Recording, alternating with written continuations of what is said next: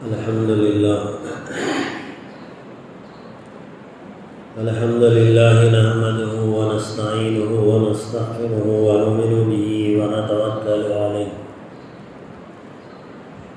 ونعوذ بالله من شرور أنفسنا ومن سيئات أعمالنا من يهده الله فلا مضل له ومن يضلله فلا هادي له ونشهد أن لا إله إلا الله وحده لا شريك له ونشهد أن سيدنا مولانا محمدا عبده ورسوله قال الله تبارك وتعالى في القرآن المجيد والفرقان الحميد فأعوذ بالله من الشيطان الرجيم بسم الله الرحمن الرحيم وإذ قال لقمان لابنه وهو يعظه يا بني لا تشرك بالله إن الشرك لظلم عظيم صدق الله العلی العظیم۔ معزز سامعین کرام، محترم بزرگوں، عزیز نوجوان ساتھیوں، گزشتہ 3 جمعہ سے آپ حضرات کے سامنے جو اہم باتیں تھیں 4 کے عدد سے آپ کے سامنے ذکر ہوئی۔ حضرت نوح علیہ السلام نے اپنے بیٹے کو 4 نصیحتیں فرمائی تھی، اس کے بارے میں کچھ تفصیل آپ کے سامنے آئی۔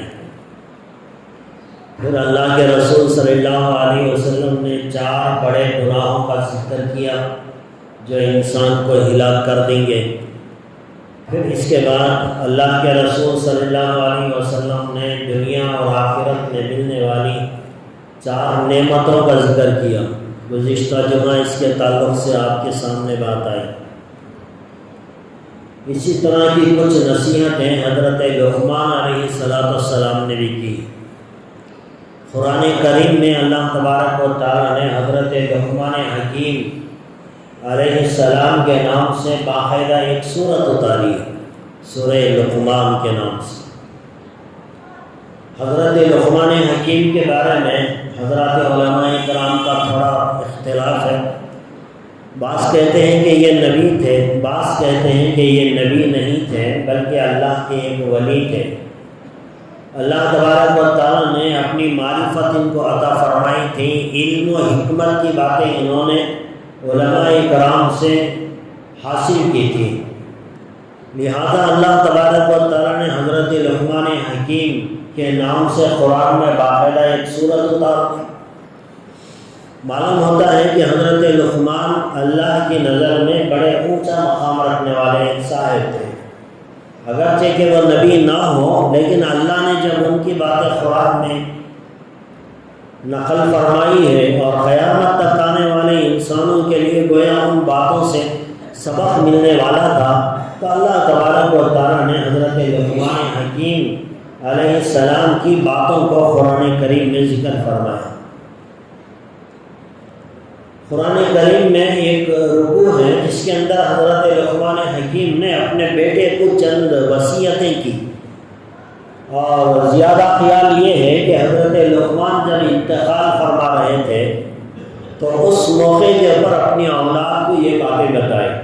ویسے تو بہت ساری باتیں بتائی ہیں، لیکن چونکہ یہ 4 کا عدد گزشتہ 3 جمعہ سے آپ کے سامنے چل رہا ہے، تو ان نصیحتوں میں سے 4 نصیحتیں جو لقمان حکیم نے اپنے بیٹے کو کی تھی، جس کا ذکر اللہ نے اپنے کلام مجید میں کیا اور قیامت تک آنے والے انسانوں کو وہ باتیں بتائیں، تو یہ 4 باتیں حالانکہ ابھی زیادہ ہیں اور بھی زیادہ نصیحتیں حضرت لقمان حکیم نے کی ہیں اپنی اولاد کو، لیکن ایک جمعہ کے خطبے میں یہ ممکن نہیں تھا، تو 4 باتوں کا ذکر انشاءاللہ میں آج آپ کے سامنے کروں گا۔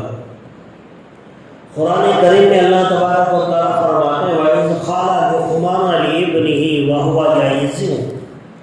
اللہ تبارک و تعالیٰ فرما رہے ہیں حضرت لقمان حکیم نے ایک مرتبہ اپنی اولاد کو نصیحت کرتے ہوئے، وعظ کرتے ہوئے، تقریر کرتے ہوئے یہ بات بتائی۔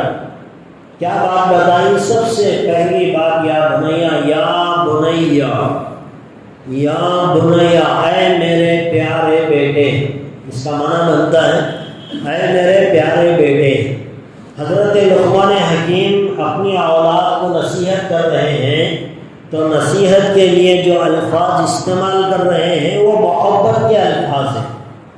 تو گویا ایک باپ کو چاہیے کہ وہ اپنے بیٹے کو جب نصیحت کرے تو وہ محبت کے انداز میں کرے، اس کے اثرات اچھے نکلتے ہیں۔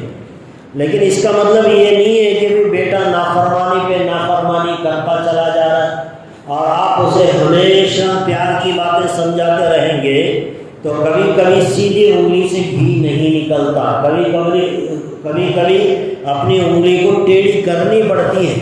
اگر اولاد اچھی باتوں سے سمجھ جائے بڑی اچھی بات ہے، اگر اولاد اچھی باتوں سے نہیں سمجھتی تو قرآن نے، حدیث نے، شریعت نے اس بات کا حکم دیا کہ اولاد کے اوپر ظلم کر کے، اولاد کے ساتھ مار پٹائی کر کے، اس کے ساتھ جو ہے رویہ سخت کر کے اسے درست کرنے کی کوشش کریں۔ اسی لیے اللہ کے رسول صلی اللہ علیہ وسلم نے ایک حدیث میں ارشاد فرمایا کہ بچہ جب 7 سال کا ہو جائے تو اسے نماز پڑھنے کے لیے کہو۔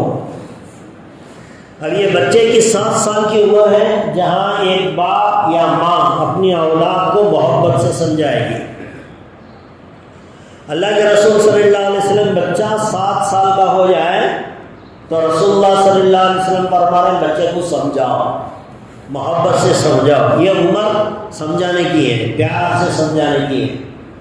اب اللہ کے رسول صلی اللہ علیہ وسلم نے کہا اگر 7 سال کی عمر میں آپ نے اپنی اولاد کو نماز کا حکم کیا، لیکن اگر وہ 10 سال کی عمر کو پہنچ گیا، اب 10 سال کی عمر کے بعد اگر وہ نماز نہیں پڑھتا، اللہ کے رسول صلی اللہ علیہ وسلم نے کہا کہ آپ اسے مار کر نماز پڑھا۔ یہ تربیت ہے۔ حالانکہ 10 سال کی عمر میں نہ تو نماز فرض ہوتی ہے، نہ 7 سال کی عمر میں نماز فرض ہوتی ہے۔ نماز تو بالغ ہونے کے بعد فرض ہوتی ہے 14-15 سال میں، لیکن یہاں حدیث میں اللہ کے رسول صلی اللہ علیہ وسلم نے اولاد کو سمجھانے کے 2 طریقے بتائے۔ پہلا طریقہ پیار و محبت کا، اگر اس میں سدھر جائیں اچھی بات ہے، اور اگر نہیں سدھرتا تو پھر اس کے اوپر سختی کر کے سدھارنا پڑتا ہے۔ لیکن آج دنیا میں 2 طریقے کے انسان ہو گئے۔ ایک وہ انسان ہے جو ہمیشہ سختی کرتے ہیں، کبھی پیار کا معاملہ نہیں کیا، زبان کھولتے ہیں گالی گلوچ سے، ہاتھ چلتا ہے فوراً، زبان استعمال سے پہلے ہاتھ شروع ہو جاتا ہے۔ تو بعض لوگ وہ ہیں جو محبت سے سمجھانے کا تصور بھی نہیں کرتے، وہ یہ سمجھتے ہیں کہ پیار سے بچے کو سمجھانا بیکار ہے، ایک دم لاٹھی اٹھاؤ اور اسے درست کرنے کی کوشش کرو۔ تو ایک طبقہ ماں باپ کا وہ ہے جو بچے پہ شروع ہی سے سختی کے معاملے پر یقین رکھتے ہیں، اور بعض ماں باپ وہ ہیں جو بچہ 1000 شرارت کرے، 1000 مرتبہ نافرمانی کرے، یہی سمجھتے رہیں گے کہ بچے کو مارنے کا کوئی فائدہ نہیں ہے، لہذا اسے پیار سے ہی سمجھاتے رہو، پیار سے ہی سمجھاتے رہو۔ اگر ساری زندگی اگر بچے کو پیار ہی سے سمجھاتے رہیں گے تو کبھی بچے کے اندر جو ہے دینداری اور اچھے اخلاق پیدا نہیں ہو سکتے۔ یہ معاملہ دھیرے دھیرے ختم ہو رہا ہے، بچوں پہ سختی کرنا، ان کو درست کرنے کا معاملہ دھیرے دھیرے ختم ہو رہا ہے۔ آج کل پہلے زمانے میں اسکولوں میں بھی بچوں کو مارا جاتا تھا، اس لیے نہیں کہ ان سے کوئی ان کی دشمنی ہوتی تھی، بلکہ اس لیے کہ وہ مار میں اصل میں تربیت مقصود ہوتی تھی۔ آج کل باقاعدہ اسکولوں کے اندر بھی یہ قانون بنا دیا گیا ہے کہ کوئی استاد، کوئی ٹیچر اپنے بچے کو مار نہیں سکتا، اور اگر کبھی سختی کر دی، مار پڑ گیا تو دوسرے دن بچے کے ماں باپ آ جائیں گے، اسکول کے ایچ ایم کے پاس، پرنسپل کے پاس آئیں گے، شکایت کریں گے کہ بھئی ڈھنگ سے، اطمینان سے، پیار سے پڑھانا ہو تو پڑھاؤ، ورنہ ہم اپنے بچے کو اسکول سے نکال لیں گے۔ اللہ کے رسول صلی اللہ علیہ وسلم کہہ رہے ہیں کہ تربیت کے 2 طریقے ہیں، ایک طریقہ پیار و محبت کا ہے، اور اگر اس میں درست نہیں ہوا تو پھر سختی کا ہے۔ حالانکہ نماز تو 14 سال کے بعد فرض ہوتی ہے، لیکن اللہ کے رسول صلی اللہ علیہ وسلم نے کہا 10 سال کے بعد اگر وہ نماز چھوڑ دے تو پھر اسے پٹائی کرو، مارو۔ حضرت عمر فاروق رضی اللہ تعالیٰ عنہ اپنی اولاد کو سدھارنے کے لیے گھر میں ہنٹر لگائے رکھتے تھے، لکڑی نہیں، ہنٹر یہ گھر میں لگائے رکھتے تھے کہ اگر بچہ شرارت کرنے سے پہلے ایک مرتبہ اس ہنٹر کو دیکھ لے، نافرمانی کرنے سے پہلے ایک مرتبہ اس ہنٹر کو دیکھ لے۔ اور اللہ کے رسول صلی اللہ علیہ وسلم کی غالباً یہ بات ہے کہ اللہ اس باپ پہ رحم کرے جو اپنی اولاد کو سدھارنے کے لیے اپنے گھر میں ہنٹر لگتا ہے، یعنی ایسی سختی بھی کرے۔ ماں باپ ایسا نہیں کہ وہ صرف محبت ہی کرے، پیار سے ہی سمجھا جاتا ہے۔ ایک موقع ہوتا ہے، ایک اسٹیج ہوتا ہے جہاں تک ایک ماں باپ اپنی اولاد کو پیار محبت سے سمجھائیں، جب وہاں سے سدھار نہیں ہوتا تو پھر سختی کرنے کا اللہ کے رسول صلی اللہ علیہ وسلم نے حکم دیا۔ تو حضرت لقمان حکیم علیہ السلام نے اپنی اولاد کو جب نصیحت کرنی چاہی تو سب سے پہلی بات انہوں نے کہا یا بنیا، اے میرے پیارے بیٹے، محبت سے سمجھا رہے، یا بنیا لا تشرک باللہ، اللہ کے ساتھ کسی کو شریک مت کرنا۔ یہ پہلی نصیحت تھی حضرت لقمان حکیم کی اپنی اولاد کو، اور اس نصیحت کو قرآن کریم میں اللہ نے نقل کیا۔ قیامت تک آنے والے ماں باپ کو یہ بتائیں کہ دیکھو، ایک ماں باپ کی ذمہ داری ہے کہ اولاد کو توحید کا سبق پڑھائے، ایک اللہ کو ماننے کا سبق پڑھائے۔ یہ ماں باپ کی سب سے بڑی ذمہ داری ہے۔ آپ نے اپنے بچے کو ڈاکٹر نہیں بنایا، اللہ نہیں پوچھیں گے قیامت میں کہ تو نے اپنی اولاد کو ڈاکٹر کیوں نہیں بنایا۔ آپ نے اپنی اولاد کو انجینئر نہیں بنایا، اللہ نہیں سوال کرے گا۔ آپ نے اپنی اولاد کو انگریزی نہیں سکھائی، کوئی قیامت میں سوال نہیں ہوگا۔ آپ نے اپنی اولاد کو دنیا میں اچھا پوزیشن نہیں دلایا، ماں باپ سے اس کے بارے میں تو کوئی سوال ہی نہیں ہونے والا، لیکن ایک سوال ہوگا ماں باپ سے اپنی اولاد کے سلسلے، وہ یہ ہوگا کہ بھائی تم نے اپنی اولاد کو توحید کا سبق کہاں تک پڑھایا تھا۔ یہ ہر ماں باپ کی ذمہ داری ہے کہ بچے کو شروع سے ہی توحید کا سبق پڑھائے، اس کے ذہن میں یہ بات بٹھا دیں کہ اللہ ایک ہے، اس کا کوئی شریک نہیں ہے۔ حضرت یعقوب علیہ السلام کا بھی ذکر اللہ نے قرآن میں کیا۔ حضرت یعقوب علیہ السلام جب دنیا سے جا رہے تھے، انتقال کا وقت تھا، جب باپ انتقال کر رہا ہوتا ہے تو اپنی اولاد کی فکر کرتا ہے کہ میرے بعد میرے بچوں کا کیا بنے گا۔ آج بھی کرتے ہیں ماں باپ، ساری زندگی کھپا دیتے ہیں کہ میرے بعد میرا بچہ اچھا جیے گا، میری اولاد اچھا جیے گی، اس کے لیے فلائٹ خریدے جا رہے ہیں، دکان خریدے جا رہے ہیں، خرچ کیا جا رہا ہے، MBBS کی سیٹ دلائی جا رہی ہے، BE کے اندر ان کا ایڈمیشن کرایا جا رہا ہے۔ اس کے لیے ہزاروں طرح کی قربانیاں ماں باپ دے رہے ہیں۔ یہ کس لیے دے رہے ہیں کہ میرے بعد میرا بچہ اچھا زندگی گزارے۔ یہ ماں باپ کی خواہش ہوتی ہے، لیکن اصل ذمہ داری ماں باپ کی کیا؟ حضرت یعقوب علیہ السلام کی بے شمار اولاد تھی، بڑی اولاد تھی۔ جب وہ دنیا سے جانے لگے، ایک باپ دنیا سے جائے تو اپنی اولاد کے بارے میں کیا فکر کرے، یہ قرآن کریم میں اللہ بتا رہا ہے۔ حضرت یعقوب علیہ السلام جب دنیا سے جا رہے تھے، اپنی اولاد کو جمع کیا، قرآن نے نقل کیا۔ حضرت یعقوب علیہ السلام نے اپنی اولاد سے ایک سوال کیا، یہ سوال ہر ماں باپ کو اپنی اولاد سے کرنا ہے۔ دنیا سے جانے سے پہلے اپنی اولاد کا ٹیسٹ لینا ہے، اپنی اولاد کا ایگزام لینا ہے، تاکہ آپ جائیں گے تو اللہ کے یہاں آپ کی پکڑ نہ ہو۔ کیا چھوڑا آپ نے اپنی اولاد کو، یہ نہیں پوچھا جائے گا۔ حضرت یعقوب علیہ السلام نے اپنے اولاد کو جمع کیا اور اپنی اولاد سے سوال کیا، ٹیسٹ لیا، ایگزام لیا کہ میری تربیت صحیح ہوئی کہ نہیں ہوئی۔ آخری وقت میں سوال کیا ما تعبدون من بعدی. ہر ماں باپ اپنی اولاد سے یہ سوال کریں دنیا سے جانے سے پہلے، ٹیسٹ لیں.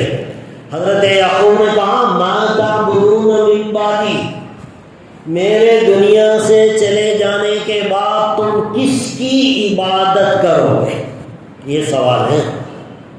میں چلا جاؤں گا دنیا سے، میرے بعد جو تمہاری زندگی گزرے گی، کیا کھائیں گے، کیا پیئیں گے، رہنے کے لیے مکان ہے یا نہیں ہے، تیری بیوی تجھے تنگ کر رہی ہے، طلاق دے گا نہیں دے گا، دوسری شادی کر لے، اولاد نہیں ہو رہی ہے اس کے لیے کچھ کر لے. نہیں، یہ بچے کی ذمہ داری ہے، وہ جو چاہے کر لیں، لیکن ماں باپ کی ذمہ داری یہ کہ وہ ایک سوال اپنی اولاد سے کر لیں ما تعبدون من بعدی، میرے دنیا سے جانے کے بعد تم کس کی عبادت کرو گے؟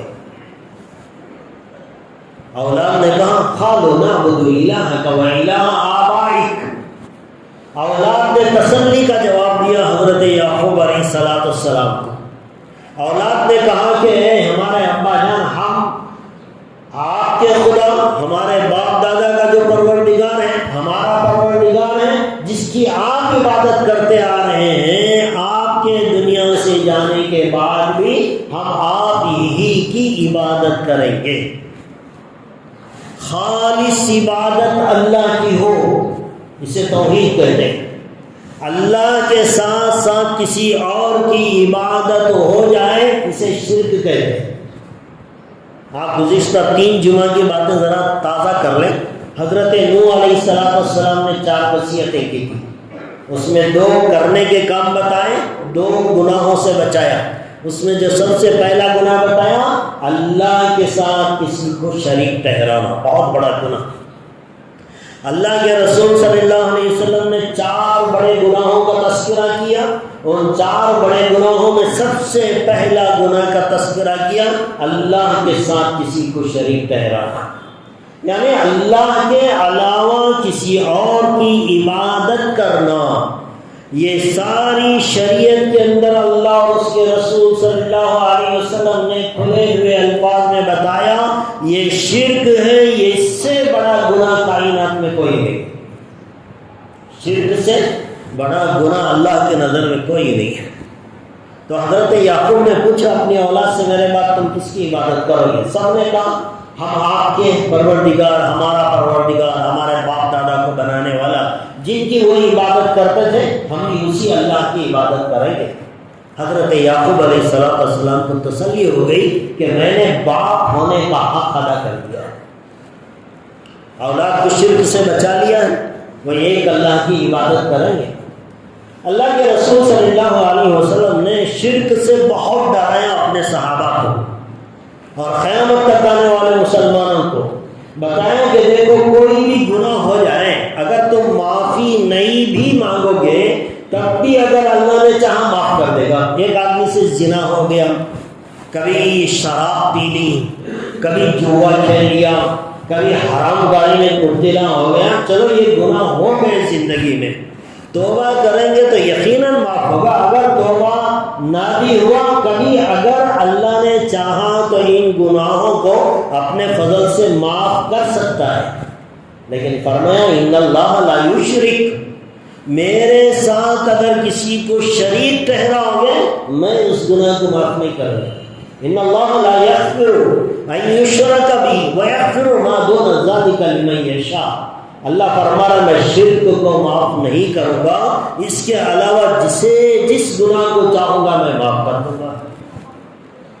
شرک کے بارے میں بار بار یہ بات آپ کے سامنے آتی رہتی ہے، اس لیے کہ یہ ساری دین کا فاؤنڈیشن ہے، دین کی بنیاد ہے اللہ کو ایک ماننا، اس کے ساتھ کسی کو شریک نہ ٹھہرانا. لیکن آج اس کی بہت ساری شکلیں ہو گئی. کبھی کبھی ہم دیکھتے ہیں قوم کے حالات کو دیکھتے ہیں تو بڑا افسوس ہوتا ہے. دیکھنے کے اعتبار سے ہمارا نام ہے عبد الرحمن، کسی کا عبد الرحیم، عبد القدوس، انہوں نے کیا کیا نام مسلمانوں کے رکھ لیے. باپ کا نام بھی مسلمان ہے، بچے کا نام بھی مسلمان ہے، ماں کا نام بھی مسلمان ہے. جمعہ میں مسجد میں بھی آ جاتا ہے، کبھی کبھی کسی کے جنازے کے ساتھ بھی مسجد میں آ جاتا ہے، نمازیں پڑھ لیتا ہے. لیکن اگر اس کی زندگی کو دیکھیں تو شرک اس کی زندگی میں گھس گیا ہے، لیکن وہ اپنے آپ کو مسلمان سمجھ رہا ہے اور بڑے اطمینان سے کر رہا ہے۔ آج شرک کن کن حالتوں میں آیا، میں نے جو دیکھا ہے، محسوس کیا ہے لوگوں کی زندگی کے اندر، میں وہ آپ کو بتائیں۔ آج ہماری زندگی میں شرک، ایک آدمی بیمار پڑ گیا، اب اس کا علاج کرایا جا رہا ہے، علاج کراتے کراتے آدمی تھک جاتا ہے کہ بھئی کیا ہو رہا ہے، علاج ٹھیک نہیں ہو رہا ہے۔ اب اس کے بعد اس کا قدم اٹھتا ہے عملیات کی طرف، عالموں کی طرف جاتا ہے۔ عالموں کے اندر غیر مسلم بھی ہیں، مسلمان بھی ہیں۔ اب یہ مسلمان عالموں کے پاس جائے گا، وہ تعویذ دیں گے، پتہ نہیں کیا کیا دیں گے، دم کیا ہوا پانی دیں گے، کچھ عمل بتائیں گے، کچھ ذکر بتائیں گے، چلو ٹھیک ہے اگر اس کے اندر شرک نہیں ہے تو۔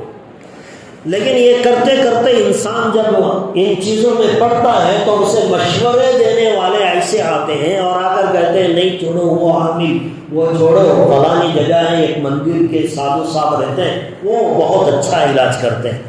ایک مسلمان ہوتے ہوئے یہ غیر مسلم سادھو پنڈت کے پاس جاتا ہے اور اپنی جو گھر والوں میں جو بیمار ہیں ان کا علاج کرواتا ہے، اور وہ جو ہندو ہیں، غیر مسلم ہیں، وہ جو کچھ عمل کرنے کے لیے دے گا، ظاہر سی بات ہے وہ تو مدد مانگے گا بتوں سے، پتھروں سے مانگے گا، بتوں سے مانگے گا، اور اس عمل کو لا کر آپ اپنے گھر میں رکھتے ہیں، اس کا عمل کرتے ہیں، تو یہ تو کھلا ہوا شرک ہو گیا۔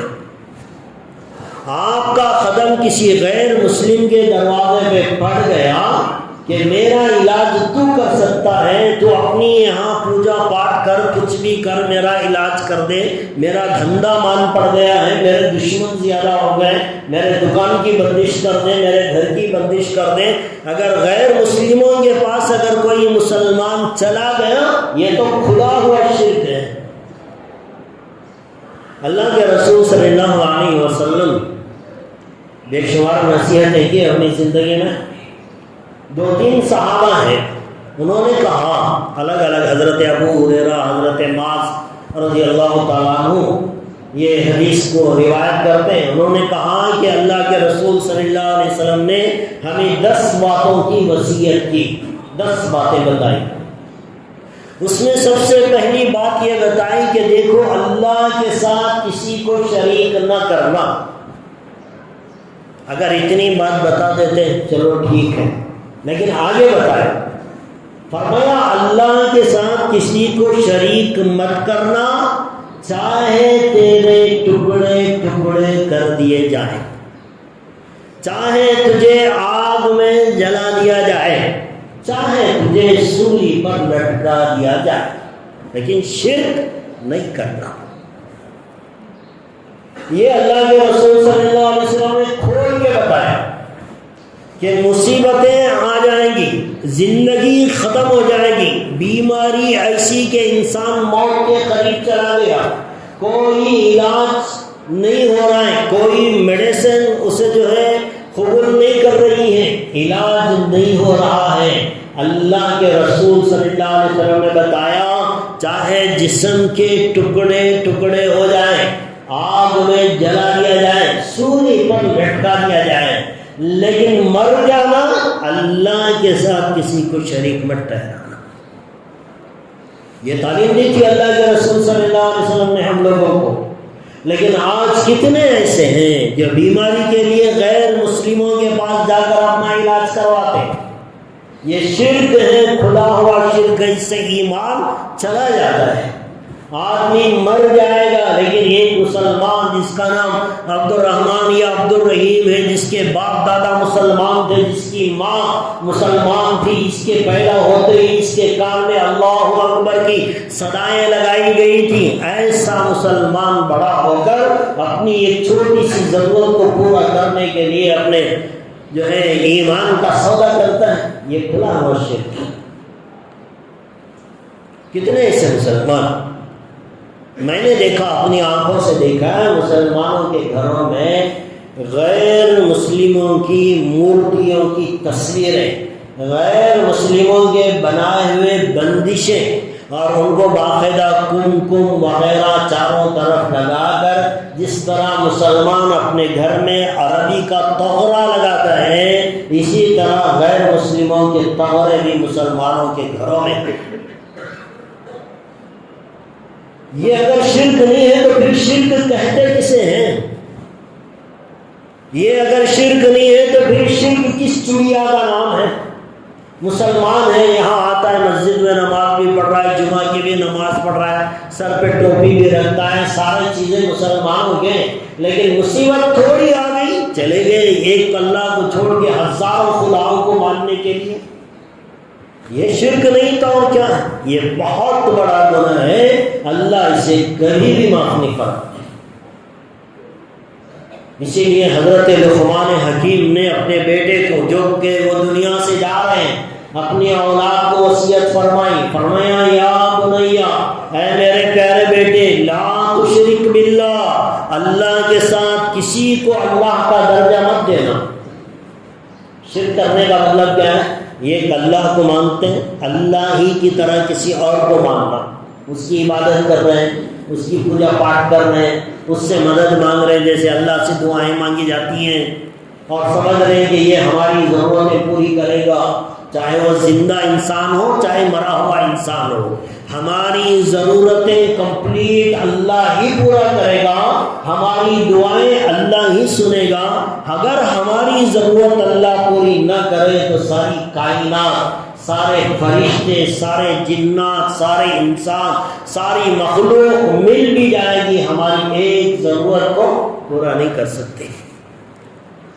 یہ یقین ہو تو حضرت لقمان حکیم نے بڑے اچھے انداز میں اپنے بیٹوں کو سمجھایا، یا بنیا لا تشرک باللہ، اے میرے بیٹے، اللہ کے علاوہ کسی اور کی عبادت نہ کرنا۔ آپ بھی جائزہ لے لیں، اکثر یہ بیماری عورتوں میں زیادہ پائی جاتی ہے، مرد حضرات پھر بھی ٹھیک ہے، مان لیتے ہیں، غلط طریقے سے شرک سے بچ جاتے ہیں، لیکن عورتوں میں دینداری کی کمی کی وجہ سے عورتیں اس کا شکار زیادہ ہو جاتی ہیں کہ کوئی عورت آئی گھر میں، عورتیں 4 عورتیں مل کر بیٹھتی ہیں، بات چیت ہوتی ہے، فلانی بیماری، فلانے بابا کے پاس گئے تھے کم نہیں ہوا، تو پھر اچانک ایک عورت بتاتی ہے فلانی جگہ جاؤ۔ تو دوستو، ایسے مسلمان ہیں دنیا میں جو اپنے آپ کو مسلمان کہتے ہیں، لیکن تھوڑی سی پریشانی کو حل کرنے کے لیے مندروں میں گئے، برقعے پہن کر مسلمان عورتیں مندروں میں آپ کو نظر آئیں گی۔ یہ شرک نہیں تو اور کیا ہے؟ حضرت لقمان نے پہلی نصیحت کی، یا بنیا لا تشرک باللہ، اے میرے پیارے بیٹے، اللہ کے ساتھ کسی کو شریک مت ٹھہرانا، عبادت صرف اللہ کی کرنا، مانگنا تو صرف اللہ سے مانگنا، ڈرنا تو صرف اللہ سے ڈرنا، وہی ہماری ضرورتیں پوری کرنے والا۔ یہ پہلی نصیحت تھی حضرت لقمان حکیم کی اپنی اولاد کو۔ دوسری نصیحت کی حضرت لقمان حکیم نے اپنی اولاد کو، بتایا اللہ کی شان، اللہ کی قدرت بتائی کہ اللہ کون ہے۔ حضرت لقمان حکیم نے اپنے بیٹے کو فرمایا، اے میرے بیٹے، میری دوسری نصیحت یہ ہے کہ زندگی میں کوئی بھی اچھا یا برا کام من خردل، کسی پہاڑ کی غار میں جا کر کرو گے، پہاڑ کی چوٹی ہے ہمالیہ کی، وہاں چلے گئے، چھپ گئے، کوئی دیکھنے والا نہیں۔ حضرت لقمان حکیم نے کہا کہ اگر چھوٹی رائی کے دانے کے برابر بھی زندگی کا کوئی عمل من خردل، پہاڑ کی چوٹیوں میں، پہاڑ کی غاروں میں، پہاڑ کی چٹانوں میں جا کر اگر تم کوئی اچھا کام کرو یا برا کام کرو، اور من فی السماوات، چاہے تم آسمانوں میں اڑ کر کوئی بھی نیکی یا بری کا کام کرو۔ اس زمانے میں تو پہاڑ سمجھ میں آتا تھا، آسمانوں میں جا کر کوئی عمل کرنا سمجھ میں نہیں آتا تھا، لیکن آج تو آتا ہے۔ آدمی ہوائی جہاز میں سفر کر رہا ہے، زمین سے اس کا ناطا ٹوٹ گیا، وہ اوپر چلا گیا، ہواؤں میں اڑ رہا ہے، وہاں بھی چلا جائے، وہاں کوئی عمل کرے، ہوائی جہاز میں بھی کوئی عمل کرے، کسی ہیئر ہوسٹس کے ساتھ چھیڑخانی کرے کہ کسی ہیئر ہوسٹس کو للچائی ہوئی نگاہوں سے دیکھے آسمانوں پہ. کوئی بھی عمل تم کرو، چاہے پہاڑ کی چٹانوں میں، او من فی السماوات، چاہے آسمانوں کی بلندیوں میں. ہوائی جہاز میں چلا گیا، راکٹ میں چلا گیا، اب تو انسان چاند پہ چلا گیا. اگر چاند کے اندر بھی انسان چلا گیا، او من فی الارض، اور اگر زمین کی گہرائی میں چلا گیا، پہاڑ کی چٹانوں میں، آسمان کی بلندیوں میں، زمین کی تہ میں، حضرت لقمان اپنی اولاد کو بتا رہے ایسی جگہ بھی تم چلے گئے اور وہاں جا کر اچھا عمل کیا یا برا عمل کیا، اللہ اسے قیامت کے دن کھول کر سامنے لا کر رکھ دے گا، کہیں بچنے والا نہیں. آپ انسانوں سے بچیں گے، چوری چھپے کوئی گناہ کر لیں، یہاں تو کوئی دیکھنے والا نہیں. انسان سمجھتا ہے کہ بھائی میں نے بہت کلاکاری کی اور میں نے بغیر کسی کو دکھائے یہ کام کر لیا، کسی کی سمجھ میں نہیں آیا میں نے یہ کام کیسے کر لیا. لیکن حضرت لقمان حکیم کہتے ہیں دیکھو جس اللہ کی تم عبادت کرتے ہو، جس پروردگار کو تم مانتے ہو، وہ اتنا باریک بین ہے، اتنی باریک چیزیں اس کے علم میں ہے. واللہ لطیف خبیر، وہ باریک سے باریک چیز کی بھی خبر رکھ لیتا ہے. کوئی زندگی کا ایسا عمل اس سے چھپنے والا نہیں ہے. اب آسمانوں میں کرو، زمین میں کرو، پہاڑ کی چڑھانوں میں کرو، ویرانے میں جا کر کرو، رات کے اندھیرے میں کرو، دن کے اجالے میں کرو، لوگوں سے چھپ کر کرو. نیکی کرو گے تو بھی ملے گا، برائی کرو گے تب بھی ملے گا. قرآن کریم میں اللہ تبارک و تعالیٰ نے ارشاد فرمایا وَمَن يَعْمَلْ مِثْقَالَ ذَرَّةٍ خَيْرًا يَرَهُ وَمَن يَعْمَلْ مِثْقَالَ ذَرَّةٍ شَرًّا يَرَهُ. رائی کے دانے کے برابر بھی نیکی کرو گے اللہ اس کا بھی اجر دے گا، رائی کے دانے کے برابر برائی کرو گے اللہ اس کی سزا بھی دے گا. بہت سارے گناہ ہم نے کیے، بھول گئے، آج ہمیں اس کا احساس بھی نہیں ہے. 10 سال پہلے ایک گناہ ہوا تھا، سب سے چھپ کر کیا تھا، بھول گیا. میں جن کے ساتھ کیا تھا وہ بھی بھول گئے، کسی کو یاد نہیں ہے، سب بھلا دیا گیا. لیکن اللہ کے ریکارڈ میں وہ محفوظ ہے، وہ اللہ کھولیں گے کل قیامت کے دن. ایک ایک انسان کا اعمال نامہ کھلے گا، رائی کے دانے کے برابر بدی کی ہو، رائی کے دانے کے برابر اچھائی کی ہو، سب کھل کر سامنے آ جائے گی. تو دوسری نصیحت کی حضرت لقمان حکیم نے اپنی اولاد کو کہ دیکھو جس اللہ کی تم عبادت کرتے ہو وہ بہت بڑا باریک بین ہے، یعنی باریک سے باریک چیز، چھپنے کا کوئی سوال ہی پیدا نہیں ہوتا کہ اللہ سے چھپ کر یہ عمل ہو جائے. قرآن کریم میں اللہ تبارک و تعالیٰ نے ارشاد فرمایا یا معشر الجن والانس ان استطعتم ان تنفذوا من اقطار السماوات والارض فانفذوا لا تنفذون الا بسلطان.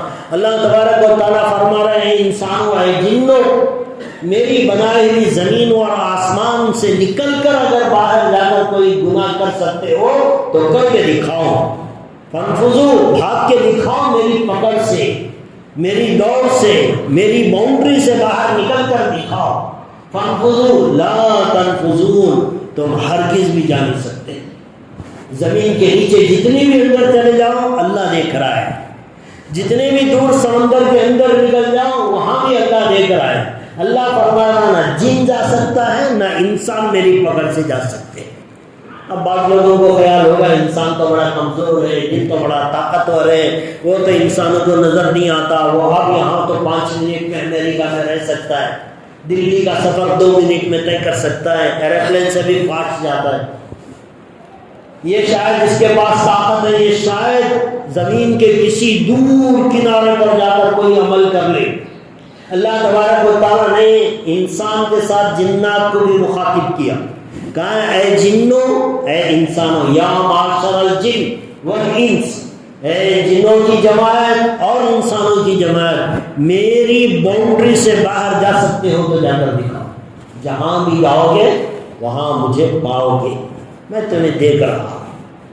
تو نہ تو جن جا سکتا ہے نہ انسان جا سکتا ہے، اتنا بڑا پروردگار ہے، ہم اس کی نگاہوں سے کہیں چھپ نہیں سکتے، ایسا پروردگار ہے ہمارا۔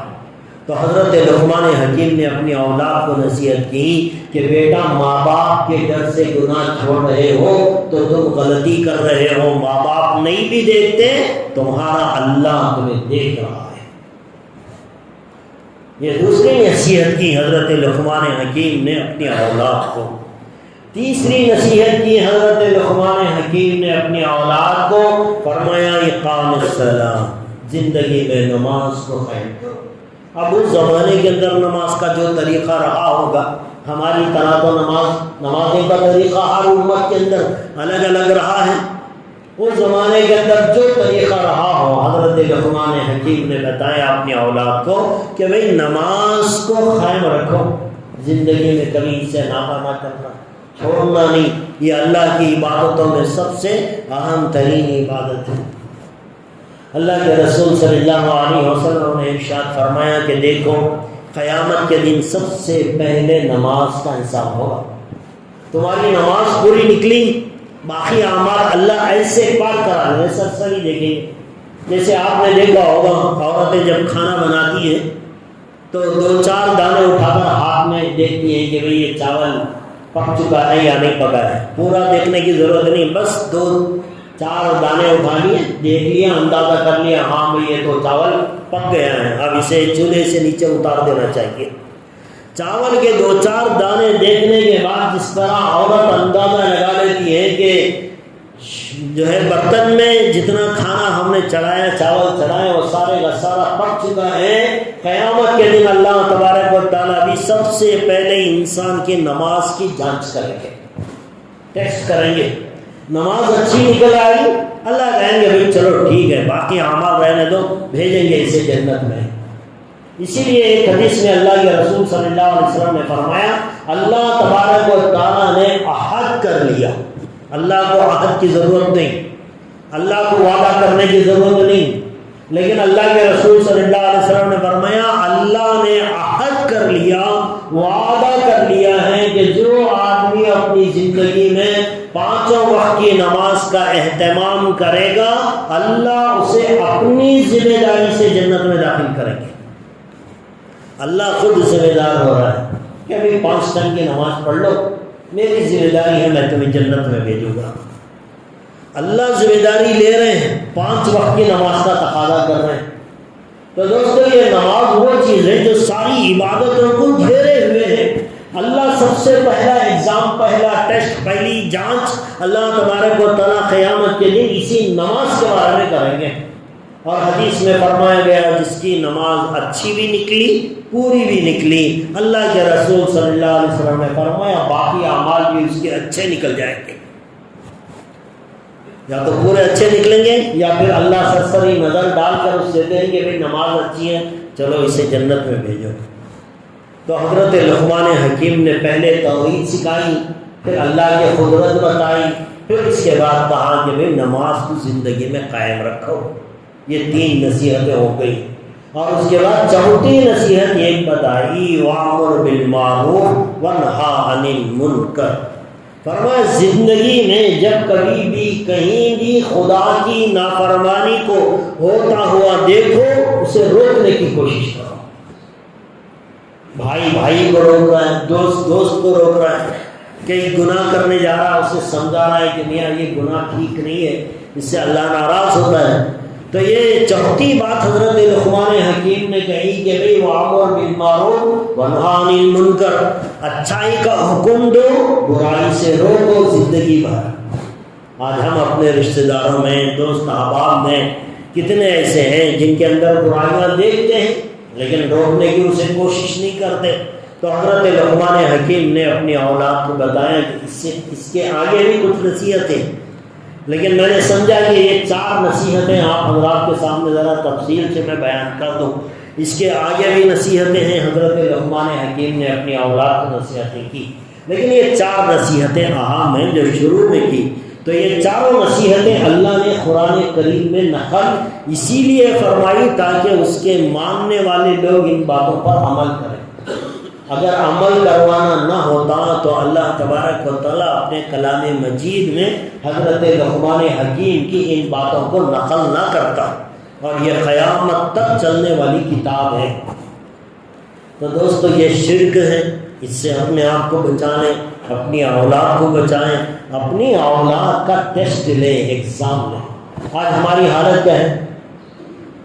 ہم بچے کو انجمن بھیجتے ہیں، مکاتب میں جاتا ہے بچہ، پڑھتا ہے، وہاں مکاتب میں کلمے پڑھائے جاتے ہیں، اول کلمہ لا الہ الا اللہ محمد رسول اللہ۔ یہ کلمہ ہم نے اپنے بچے کو یاد تو دلا دیا، وہ بچہ پڑھنا سیکھ لیا، لیکن اس کے معنی اور مطلب آج ہم نے اپنی اولاد کو نہیں سکھایا کہ لا الہ الا اللہ جو میرا بچہ پڑھ رہا ہے یاد کر لیا۔ ماں باپ خوش ہوتے ہیں، بھئی ہاں ہم نے بچے کو دین سکھا دی، 5 کلمے یاد ہیں میرے بیٹے کو، پہلے کلمے کا مطلب سمجھا دو۔ 5 کلمے یاد ہیں آپ کے بچے کو، بڑی خوشی کی بات ہے، لیکن پہلا کلمہ جو لا الہ الا اللہ محمد رسول اللہ ہے، اس کلمے کا مطلب آپ نے اپنی اولاد کو سمجھایا کہ لا الہ الا اللہ کا مطلب کیا ہے؟ اللہ کے سوا کوئی معبود نہیں۔ مطلب کلیئر ہو گیا کہ ہم صرف عبادت اللہ کی کریں گے، اللہ کے علاوہ زندگی میں کسی اور کی عبادت نہیں کریں گے۔ اب عبادت میں دعا مانگنا بھی ہے، اولاد نہیں ہے تو اولاد مانگنا ہے، بیماری آ گئی صحت مانگنا ہے، قرض داری آ گئی اس سے چھٹکارا مانگنا ہے، غریبی آ گئی اس سے چھٹکارا مانگنا ہے، پریشانی آ گئی اس سے چھٹکارا مانگنا ہے۔ یہ جتنی مانگنے کی چیزیں ہیں کس سے مانگیں گے؟ صرف ایک اللہ سے۔ اللہ کے علاوہ اگر بچے کے ذہن میں یہ آ گیا کہ فلاں مجھے اولاد دے سکتا ہے، یہ شرک ہے۔ فلانے کے پاس جانے سے میری بیماری ختم ہو جائے گی، یہ شرک ہے۔ علاج کرانا سنت ہے، ڈاکٹر کے پاس جائیں، دوا لیں، استعمال کریں۔ اللہ کے رسول صلی اللہ علیہ وسلم کو بھی بخار آیا تھا، اللہ کے رسول صلی اللہ علیہ وسلم کی معالج کرنے کے لیے حکیم بھی آیا تھا، اللہ کے رسول صلی اللہ علیہ وسلم نے علاج کرانے سے بالکل بھی منع نہیں فرمایا، لیکن جو درجہ اللہ کا ہے وہ کسی انسان کو نہیں دے سکتے۔ جیسے اللہ سے مانگتے ہیں اللہ مجھے شفا دے دے، ایسی شفا کی درخواست ہم کسی انسان سے، چاہے وہ زندہ ہو چاہے مردہ ہو، کسی سے نہیں مانگ سکتے۔ علاج کرانا سنت ہے، علاج کرائیں ڈاکٹر سے، لیکن دعا کس سے مانگیں گے؟ اللہ سے مانگیں گے۔ تو لا الہ الا اللہ آپ کا بچہ جو 5 کلمے بائی ہارٹ یاد کر لیا ہے، پہلے کلمے کا آدھا حصہ اس کا مطلب بھی آپ کے بچے کی کھوپڑی میں نہیں اترا اور آپ نے نہیں سمجھایا۔ یہ آپ کا حق ہے ماں باپ کا کہ وہ اپنی اولاد کو پہلی فرصت میں توحید پڑھائے۔ اور آج کل آپ کو شاید معلوم نہیں، جب سے یہ حکومت آئی ہے سینٹرل میں، ان کا جو وہ ایجوکیشن منسٹرز ہیں یہ سب RSS کے لوگ ہیں، اور یہ باقاعدہ اس کی پلاننگ کے ساتھ، اور یہ نیو ایجوکیشن پالیسی جو چل رہی ہے ہمارے ملک کے اندر، اس کے اندر باقاعدہ ایک پلان کے تحت مسلمانوں کے بچوں کو ٹارگٹ بنایا گیا ہے، اور ان کے ذہنوں سے، ان کے دل و دماغ سے اللہ کا تصور نکال کر دیوی دیوتاؤں سے ہونے کا یقین ان کے دل و دماغ میں بٹھانے کی ایک سازش چل رہی ہے۔